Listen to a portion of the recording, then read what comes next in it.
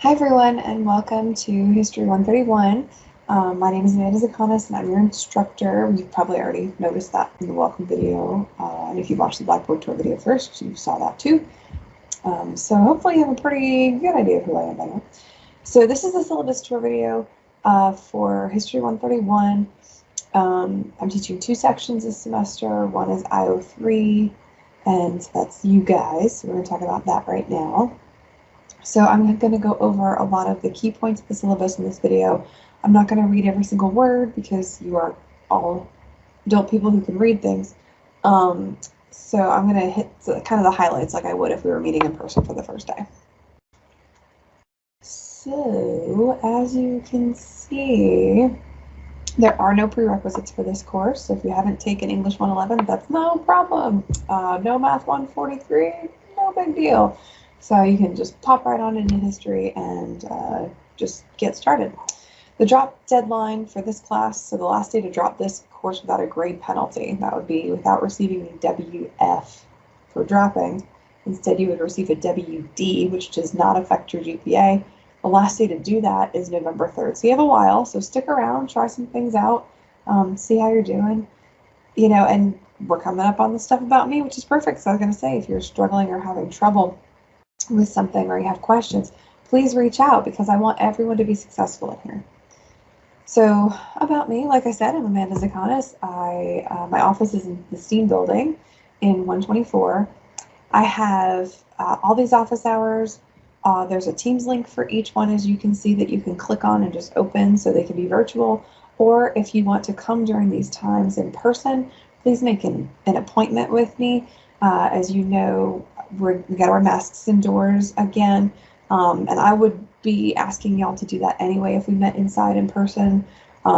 Nothing personal or anything like that. I'm vaccinated, but my kids are too young to get vaccinated, so I'm being like extra cautious and stuff.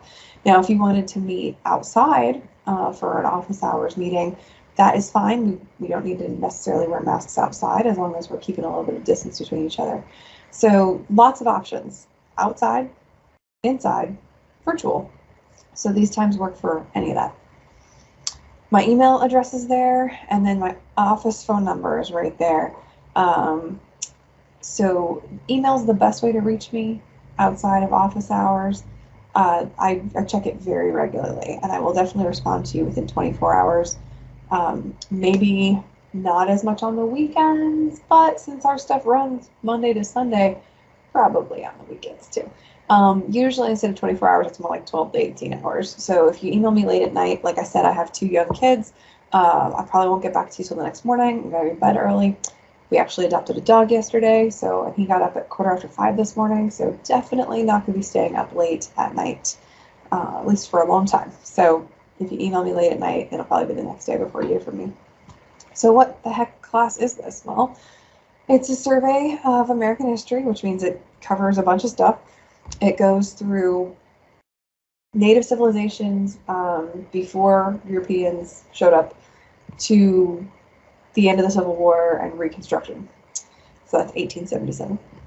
And topics are varying. We've got traveling to the Americas, we've got colonial revolutionary periods, the development of the Republic and the Civil War, and you should be able to analyze significant political, socioeconomic, and cultural developments in early American history by the time you're done. This will be entirely online, so when you signed up for this class, it had an I in the section number. That means that it is an asynchronous online course. We do not have any regulated meeting times. It's all online. Everything's through Blackboard. But I make videos and stuff, as you can see, so you'll definitely see my face, and you're going to have some video discussion board assignments too. I think there are maybe 4. So I'm going to get to see your faces too, which is very exciting. So everything is submitted online through Blackboard, like I said. Each week has its own module in Blackboard. It's all clearly labeled, and more on that in the Blackboard tour video. But everything's in there. Everything, the assignments are in there. The lecture stuff for each week is in there. Your course schedule is in there, which tells you what you need to read in the books for each week and what's due each week. And then each assignment has specific instructions as well. Of course, if you have any questions, please feel free to reach out to me and ask them. There are no stupid questions. The only stupid question, in my opinion, is the unasked question, because you left an opportunity laying there. So please feel free to reach out if you have any questions, okay? Blackboard announcements, I will post, I usually send a, hey guys, it's week blah, blah, blah, and we're doing this week on a Monday. And then on a Friday, I'll send, hey, remember that you have an inquisitive activity due tonight by 11:59 p.m. and you have micro chat on Pretzel due Sunday by 11:59 p.m. Please reach out with any questions. So you get like a reminder email on Fridays. You can get a, hey, it's this week. This is what we're doing email on Mondays. So I keep that pretty up to date, and it's a great place to start if you have any questions. All right. So what are the goals for you to be able to do things by the end of this course? Well, develop and deliver an oral presentation that requires analysis and interpretation of historical research. There are two project options in this class. They're pretty fun. Students tend to really enjoy them, and I enjoy the heck out of watching and reading and grading them. So hopefully you guys enjoy too. Write an argument-driven evidence-based essay analyzing significant historical developments using correct MLA formatting for in-text citations and works cited pages. We are going to have two kind of like short papers. They're going to be like 1.5 to 3 pages, and they cover like a chunk of the semester. So they're like almost like reflections, and you'll need to cite the sources and stuff. There's, again, specific instructions. I'm a huge type A personality. There's specific instructions for everything. So all that is coming, and you'll see that on Blackboard. Learning to read, think, and write historically using primary source documents. A primary source document is something that was a first-hand account written by someone who witnessed the events. So let me think. Christopher Columbus's letters are primary documents. Phyllis Wheatley's poems are primary documents. Frederick Douglass's What to a Slave is the 4th of July is a primary document. Elizabeth Cady Stanton's Home Life, talking about liberalized divorce laws, primary document. So if they were written by people who were living at the time, writing about the things going on at the time, that's primary source. You have an entire book called Voices of Freedom, which we'll get to that in a second, that is a primary source reader. It's got little introductions by the author, but then after there's like a little couple lines, and then after that starts the document. So you have an entire book of those things. There are some additional ones on Blackboard as well. Practice critical thinking by creating evidence-based arguments and challenging arguments you are given. What is critical thinking? Well, to be a smarty pants, it's thinking critically, but what I would say is it's questioning what you're told. You're going to not agree with every single person. I certainly hope you don't agree with every single person we read about. They've been dead for a really long time, so we're not going to offend them by, saying we disagree with their ideas. You might disagree with an argument Fodor makes in the textbook. That's okay. Back it up. Why do you disagree? What evidence did you see that points to something different? So being able to be given information and look at multiple perspectives and multiple sources to verify the truth and to pursue that factually, that is critical thinking, my friends, and it's a very important life skill. Use and recognize the concepts of change, continuity, and contingency to learn how the struggles we face are not unique to our time and understand what predecessors did when confronted by similar problems. So I call them the 3 C's: change, things are different; continuity, things are the same; contingency is my fave. It's these little moments where things could have gone one way and just went a totally different way. The end of the Civil War is a huge contingency moment. There are several in this class where there was no way to know what was going to happen, and it could have gone totally differently, and it went the way it went. It's weird. So those little things, because a lot of those things that happen, that it's like, oh man, it looks like it's going to go like this, then it takes this weird sharp left turn.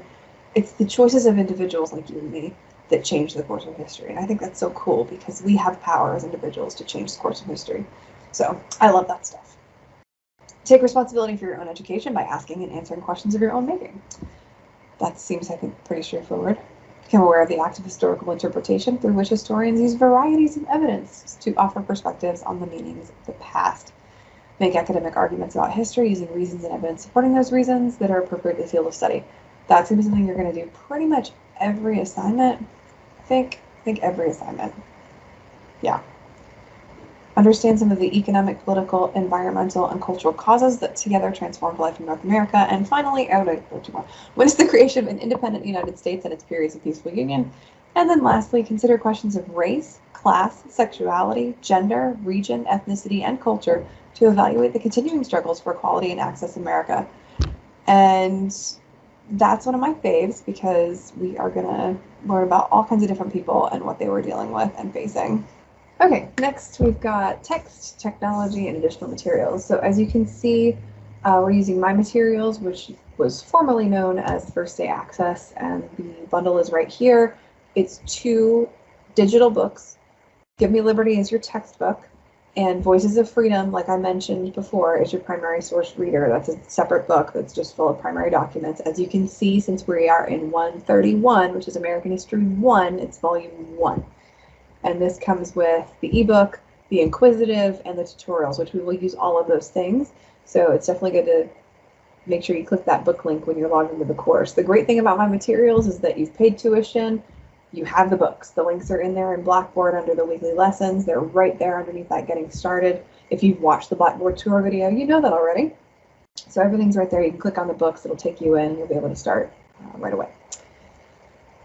You are able to opt out of My Materials. There's a note on that right here. However, I want to make sure it's very clear that you have to have the books and you have to have access to Inquisitive. So if you opt out of My Materials and these digital course materials this way, you'll still need the books and you'll still need a code to access Inquisitive. So opting out of My Materials is not opting out of books and saying, oh, I don't have to have books. You would still need to have books and a code. So course overview. How do we explain the rise of an early American Republic and its subsequent division? I think this is a good question. It could be because I wrote it. I don't know. So this whole thing is just what we're doing this semester. We're starting with native civilizations, learning about a bunch of different places like Cahokia and Tenochtitlan and all these awesome civilizations that existed long before Europeans showed up and with their steel and their facial hair and all these other things that native folks were like, what's going on with these people? Which more on that, in the course. We've got colonization, we've got enslavement, we've got politics, we've got war, we've got social history too, which is like, what were the regular people doing? So a central question at the heart of this course is going to be, what does freedom mean? Because it's going to be a constantly changing definition as we go through the course, as you will see. So we were going to talk about things like Native American ways of life, methods of colonization, the American Revolution, the rise of popular politics, sectionalism, and other things as well. And I know you're like, okay, Amanda, but how are we going to get graded? Yes, let's get to that stuff. So evaluation, 20% of your grade is participation. So that's going to be engaging with the course materials and your classmates through different activities. I'm using something called Pretzel. I used it in the spring semester and students really enjoyed it. They thought it was more interactive. And there is a video on using Pretzel also that was in your welcome announcement. So hopefully you've taken a look at that, or you will before you start using Pretzel. There's video recordings, like a video discussion board. There's something called an Engage, which is like a written discussion board. There are micro chats, which is sort of like a Twitter feed. There are debates, like all kinds of stuff. So we're going to use a bunch of those different tools to talk to each other about what we're learning every week. Each assignment is linked in Blackboard, so all you have to do is click the link, and in that video it showed you, you click the link, it takes you there, it takes you to the Pretzel homepage, don't do anything. A few seconds later, it takes you right into the activity. So it automatically pulls you in and logs you in, and that way it makes sure you get graded and all that good stuff. So all you have to do is click the link and get started. You will also have inquisitive activities that are linked from the textbook. Again, that's what I mentioned. You get that with the My Materials. So you will need an access code if you decide not to use My Materials, because we are going to use that inquisitive database. So the inquisitives are going to be 10% of your participation grade. The Pretzel activities, like the micro chats and the video discussions, all those things I was mentioning, those are the other 10%. So 10 plus 10 makes 20. And I know I'm not a math teacher, but I know that's pretty good math. So that's participation. 40% of your grade is exams. There are going to be 2 exams in this course, a midterm and a final exam. They're going to be short answer, also known as identification in history, which more on that later, I promise. I have an example on how to do an identification. There's a video on the test format, all that good stuff. And of course, you can ask me questions after you look at those things if you're not sure. The other part of the test will be essay. And so your midterm is due October 10th, and your finals due October 8th. They're going to open up before that though. So you get one time attempt to take it, but you have multiple days to take it. So you can say you have to work on October 10th, but you don't have to work on October 8th. You can take it on October 8th because it's going to open up earlier in the week. Each exam is worth 20%. Writing assignments, you've got 2 short papers. I mentioned this a little bit earlier when I was talking about the learning outcome with writing. They're 1.5 to 3 pages, so at least 1.5 pages, 2-3 pages, and they're targeted questions about just kind of a chunk of what we've covered in the semester. They run through Safe Assign to check for plagiarism. Please don't plagiarize. There's more on that later. It's really, you're hurting yourself, and it makes me sad, so don't make me sad. The last 20% is a presentation assignment. You will develop a project and give a 5 to 7 minute presentation. I will provide instructions for how to create a narrated video in PowerPoint. You can also use Screencastify and all that good stuff. So there's lots of different ways to do this, and then you'll upload it on Blackboard, and we'll all get to enjoy your project. You'll have 2 choices for what you do for your project. The first one is designing your own historical monument or memorial, and you get to make a visitor pamphlet to go with that as well. The second is creating an educational outreach plan to address gaps of awareness about historical events, and then you'll make a digital exhibit to fill in those gaps. And each of those projects has specific instructions, videos going over the instructions, and rubrics available to you. So again, I'm trying to make everything right there so you can learn exactly what's expected of you. And of course, you can reach out to me with questions if you're not sure or you don't understand something. Projects are due on November 22nd, or sorry, November 21st. I can't read numbers.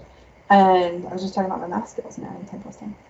The project and recorded presentation will be uploaded to Blackboard. So November 21st is week 14, but you're actually going to put it in week 15 so that classmates can visit your project and offer feedback. All this stuff is going to be in the Grade Center in Blackboard, and each assignment, like I said, has very specific instructions. The primary focus is going to be the quality of the content. Did you answer the question and follow the prompt?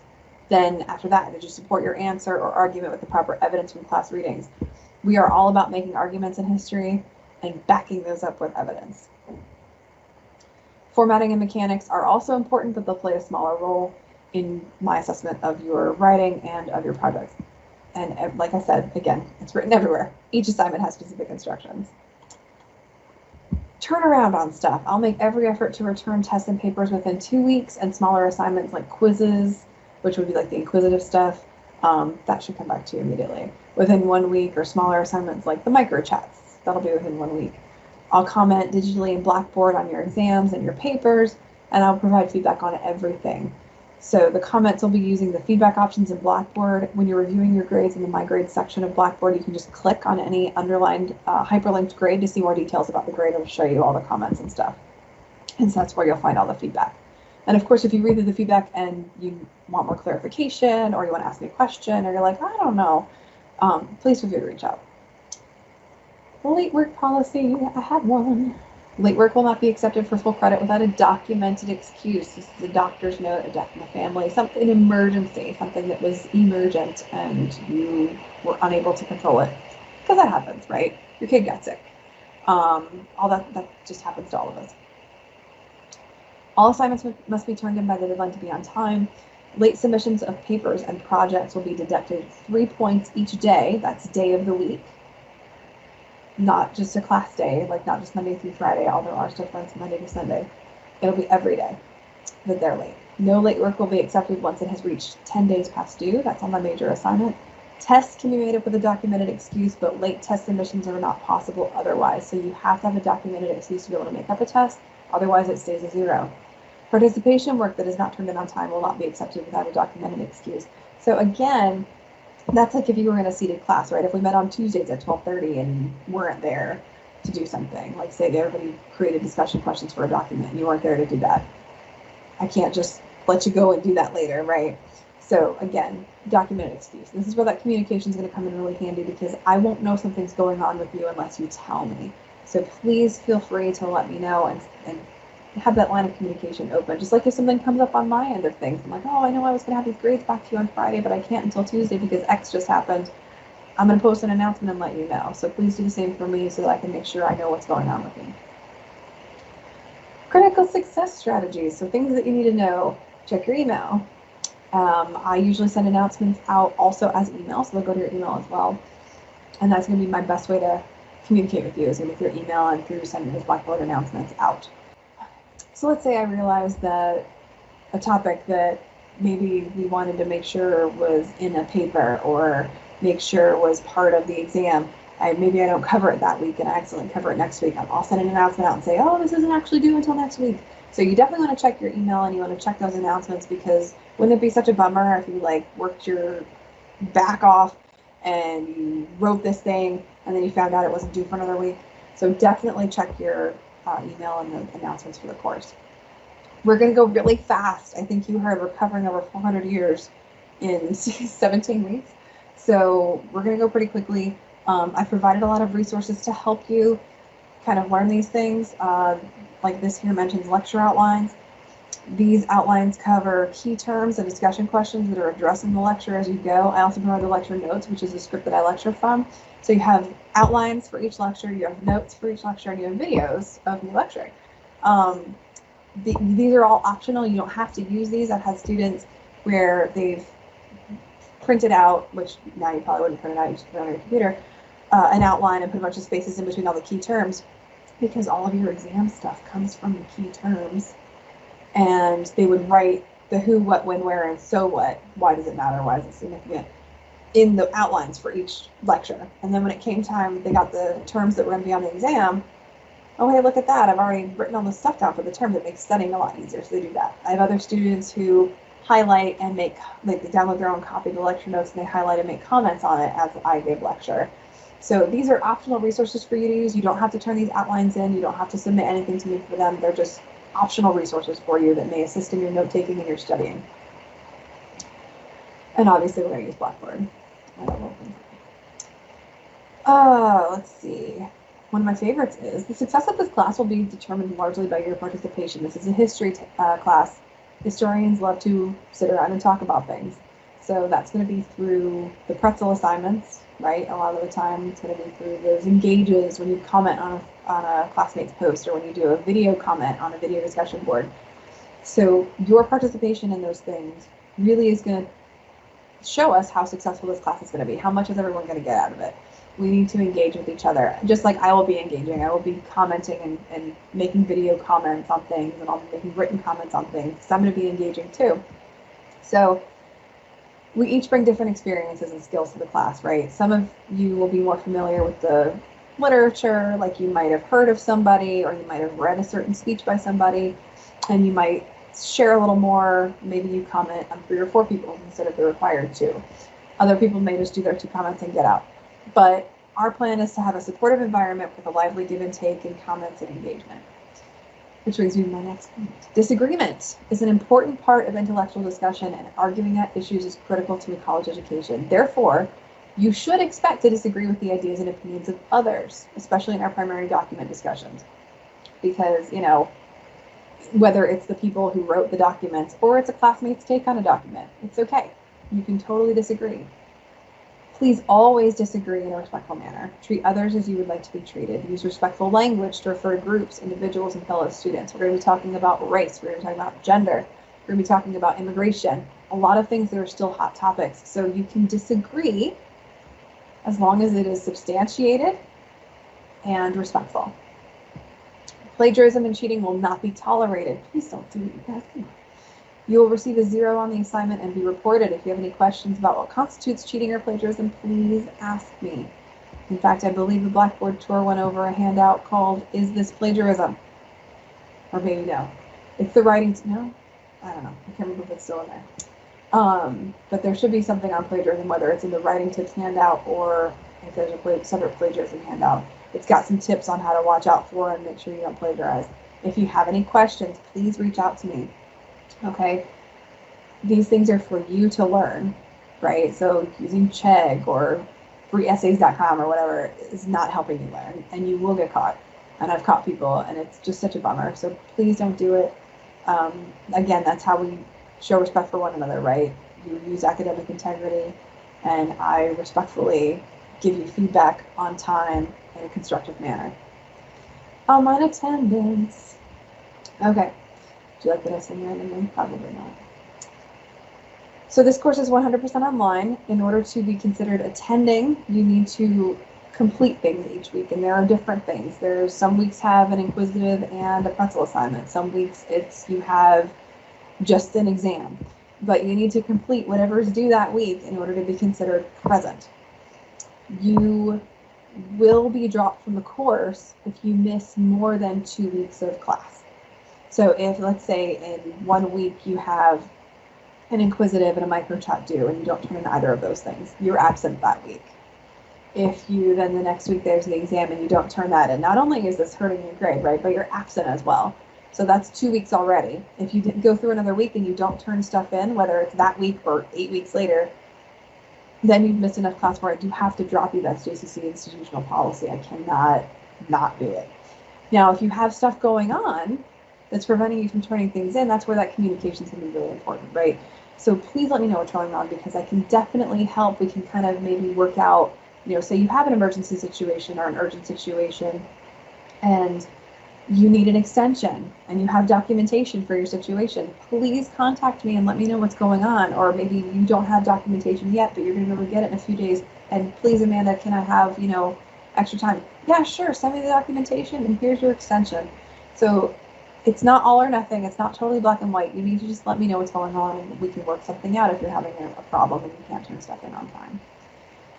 You must enter the class prior to the 10% date, which I know that sounds weird and probably doesn't make sense, but our date for that is August 25th. So you have to do something in the course, whether it is the enrollment verification quiz or completing your video discussion board. You have to do something in the class by August 25th in order to be counted present in the course. Otherwise, you're not there, right? And that's that. State mandated testing for CCP students. That is, and I have a list of testing dates, but please email me if you're a CCP student and you have a test, right? Like you have the ACT or something, which, good luck. I was never good for yourself. And let me know what the date is and just send me the little letter they give you, and that's an excuse absence. But like campus activities, I don't know if y'all are doing activity at this time, but like field trips and things like that, those don't count under the articulation agreement with JCC. Those don't count as excused absences, so those will be absences. But because we're in an asynchronous online class, you can take the class with you. So hopefully if you do have anything like that going on, you're able to still complete things away from home. JOLT, the Jaguar Office of Learning Technologies, is super helpful. They're there to help you. The email might be a faster way to get help, but you can also call.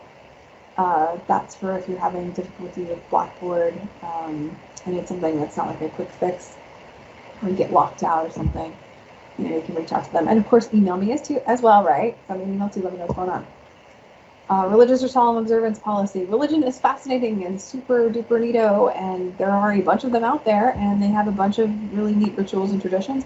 If you need to miss class for a religious reason, there's a document for that. And so we got a form for everything. And we just need to let me know and fill out that form at least 2 weeks before you're going to be absent. And that is excused. You will be given the opportunity to make up all your work and all that good stuff.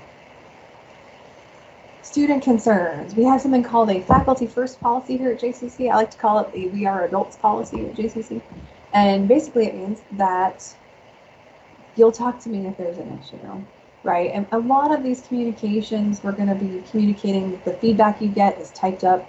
The announcements are mostly going to be typed up. Sometimes there's a video here and there, but it's a lot of typing. Tone is hardly conveyed well via text. So if I say something and you're like, oh, that doesn't sound nice, or that isn't right, or that's a little bit rude, please let me know. Odds are I probably didn't intend for it to come off that way. But I also am not the most well-versed person when it comes to like social anything. So please let me know. I will totally apologize and adjust my way of doing things. Just like if we're having a discussion and you say something that comes off as rude or disrespectful to a classmate or something like that, I'll come in there and maybe if it's truly egregious, I'll say something in the activity But if it's something that's like, oh, maybe that might come off as something, I'll contact you privately and address it with you. So it's a two-way street, that. So I'm just, asking that to be a two-way street. However, if there is a problem that you feel you cannot come to me for, my department chair's information is listed on here as well. You can contact her if there is an issue. Hopefully that doesn't happen. Hopefully we can just be cool and be adults and everybody's nice and everything works out. But this is here for you in case you do need it. So, but that's the syllabus. Please reach out with any questions. Make sure you mark this reviewed because there are things attached to it that need to be unlocked in order for you to start working on stuff for class. So make sure you mark this reviewed once you've watched this video. The syllabus was also attached here, the actual document of it. I recommend you just have it on your computer saved so that you can look at it. Because if your internet's down, if you have it saved to your computer as like a Word document or a PDF, you can pull it up without being online. And then you can take a look at stuff if you're having a problem. And that way you have my email address when you send me an email. So it's just good to have a copy of it. That's what I would do. But anyway, that's the syllabus. Reach out with me to any questions. What? Reach out to me with any questions. And I hope you all have a wonderful day and welcome to the class.